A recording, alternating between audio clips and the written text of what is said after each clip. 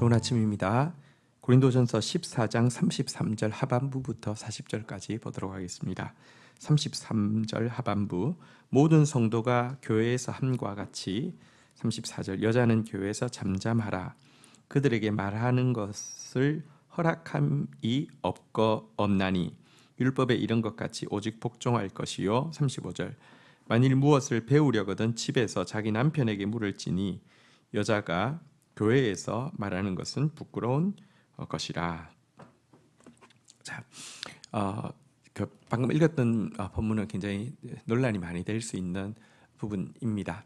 어떤 뜻인지 한번 좀 살펴보도록 하겠습니다. 바울은 고린도 교회에 보낸 편지에서 공예배 시의 자매의 올바른 처신에 대해서 이렇게 언급하고 있는 내용입니다. 간단하게 요약하면 여성은 남편에게 순종하고 남편을 자기 마음대로 조정하려고 하는 그런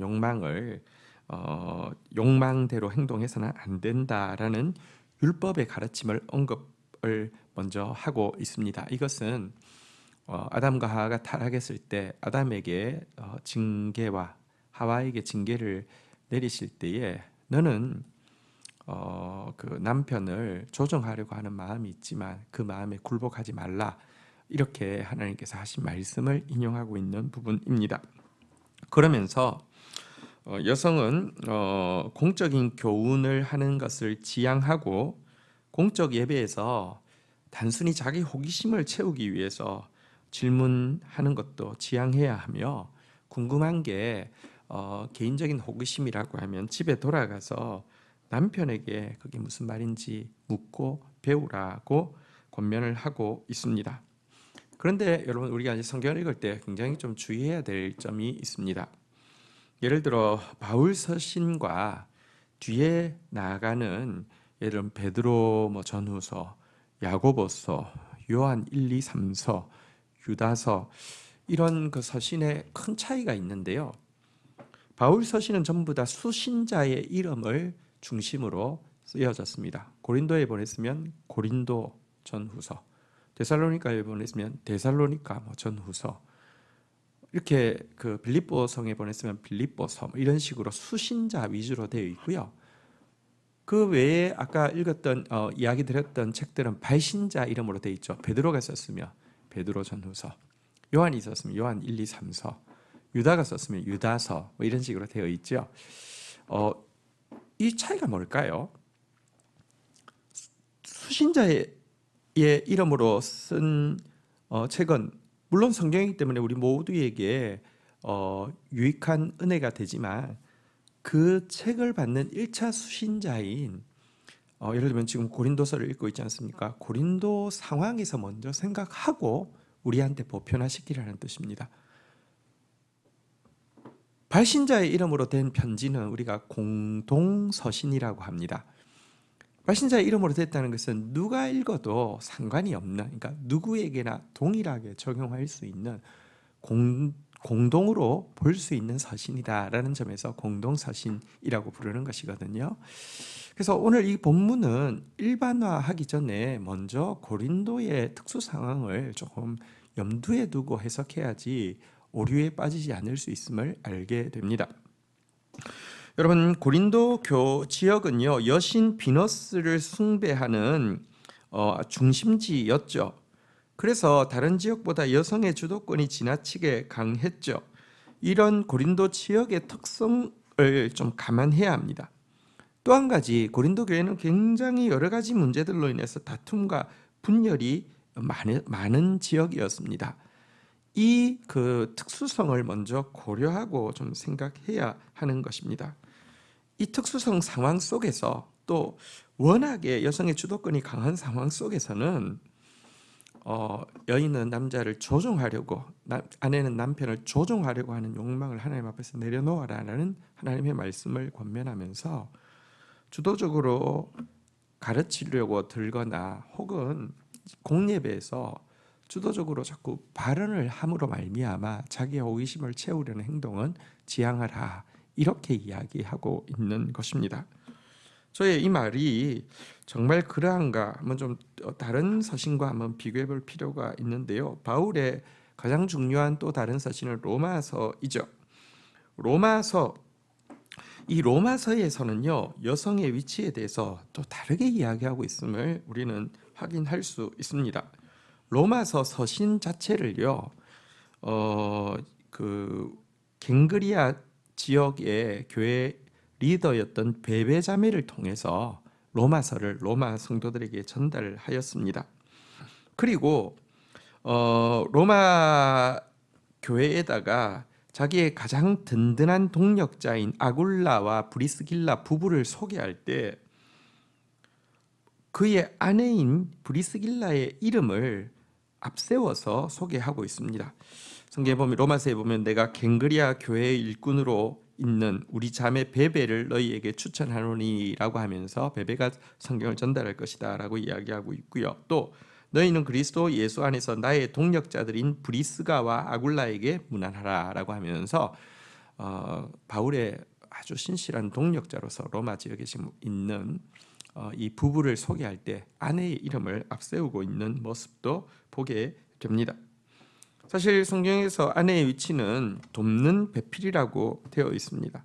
그런데 이것은 종속적이라는 의미보다는 사실은 도움받는 사람하고 돕는 사람 중에서 더 힘이 있는 사람은 돕는 사람 아닙니까? 그래야지 도울 수 있지 않습니까? 영적인 영역에서 사실은 형제는 리더로 세움받았다고 하면 자매는 더 큰 힘으로 돕도록 하나님께서 부르신 부르심이 있다는 것을 보여주고 있습니다. 그래서 이 가르침에서 우리가 보편화시켜서 적용해야 되는 것은 이렇게 자매가 형제를 조정하려고 드는, 뒤에서 조정하려고 들고, 사실 다툼에서도 보면 교회들의 다툼에서 솔직히는 형제들의 다툼이 아니라 뒤에 있는 자매들의 대리전이 되는 경우도 굉장히 많거든요. 그래서 이런 형제를 조정하려고 드는 것은 절대로 합당하지 않다라는 점을 우리가 받아들여야 되겠고요. 또 성숙한 여인은 남편이 건강하게 리더십을 발휘할 수 있도록 돕는 배필로서 돕는 지혜가 필요하다, 이렇게 적용하면 되겠습니다. 자, 36절부터 보도록 하겠습니다. 하나님의 말씀이 너희로부터 난 것이냐 또는 너희에게만 임한 것이냐. 37절, 만일 누구든지 자기를 선지자나 혹은 신령한 자로 생각하거든 내가 너희에게 편지하는 이 글이 주의 명령인 줄 알라. 38절, 만일 누구든지 알지 못하면 그는 알지 못한 자니라. 자, 이제 바울은 고린도 교회 전체를 향해서 다시 한번 이렇게 그의 서신의 내용을 정리하면서 엄히 경계하고 있습니다. 하나님의 말씀이 너희로부터 난 것이냐. 지금 고린도 교회가 영적으로 굉장히 자만해져 가지고요, 어떤 그 말씀의 그 오리지널리티를 자신들이 가지고 있고, 그래서 자신들이 모든 교회의 모체나 된 것처럼, 하나님의 말씀이 자기들에게만 임해 있는 것처럼 이렇게 거만을 떨고 있었다는 것입니다. 아니라는 것입니다. 하나님의 말씀이 너희에게 난 것도 아니고 너희에게만 임한 것도 아니라는 것입니다.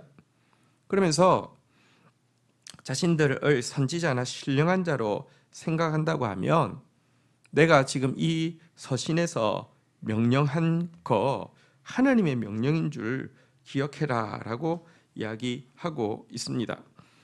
이 서신에서 여러 가지 은사를 바르게 사용하는 법과 교회에서 질서를 세우는 법 등에 대해서 쭉 이야기하고 시정하라고 했는데, 이것은 주의 명령인 줄 알라고 하면서 보통 은사 가졌답시고 내가 선지자다라고 이야기하고 내가 신령한 자다라고 이야기하고는 정말 공예배를 막 무너뜨리고 교회 질서를 무너뜨리고 있는 자들에게, 만약에 이것이 하나님의 명령인 줄 알지 못하는 자는, 그는 사실은 하나님 앞에서 주님을 알지 못하는 자라고, 주님 앞에 신령한 자 아니라라고 엄히 명령하고 있음을 보게 됩니다. 여러분, 은사가 얼마나 세냐가 그 사람이 진짜인지 아닌지를 결정하는 것이 아닙니다. 그것으로 얼마나 교회의 덕을 세울 수 있는지와 또 하나님 말씀 앞에서 얼마나 굴복하는지가 그것이 진짜인지 가짜인지를 결정한다는 것을 기억할 필요가 있겠습니다. 39절입니다. 그런즉 내 형제들아 예언하기를 사모하며 방언 말하기를 금하지 말라. 40절 모든 것을 품위 있게 하고 질서 있게 하라. 14장의 긴 교훈의 내용을 이제 39절 40절로 한 번 더 간단하게 요약하면서 그가 명한 명령이 무엇인지를 다시 이제 재론하고 있습니다. 교회의 덕을 세우는 일을 위해서 예언을 사모하라. 또 개인적인 덕을 위해서 하나님 주신 은사인 방언 금하지는 말라.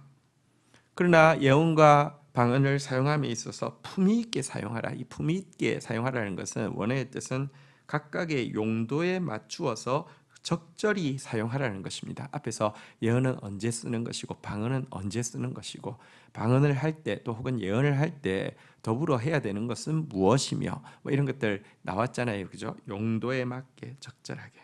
그리고 모든 것을 질서 있게 시행하라고 권면하고 있습니다. 여러분 우리 이제 14장을 마치면서 우리 한번 하나님 앞에서 이런 그 사모함을 더 고백으로 담았으면 좋겠습니다.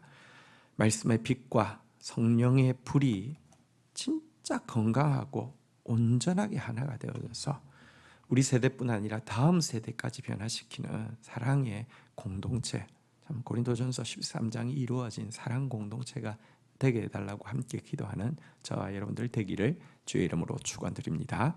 주신 말씀 붙잡고 기도하며 나가도록 하겠습니다. 하나님 아버지 감사합니다. 사람을 만드시되 형제와 자매로 만드시고 또 특별히 자매에게 돕는 배필의 사명을 허락하여 주셔서 영적으로 충만하여서 또 아름답게 세워주는 그런 역할을 하게 해주신 것을 인하여서 감사합니다. 인간 가운데 있는 원초적인 악한 욕망인 조종하고 통제하고 내 마음대로 좌지우지하려고 하는 그런 마음들 내려놓게 하여 주시고 도리어 성숙하게 형제를 리더로 이렇게 일으켜 줄 수 있는 그런 믿음의 지혜자들 되어질 수 있도록 축복하여 주시기를 간절히 간구하고 소원합니다.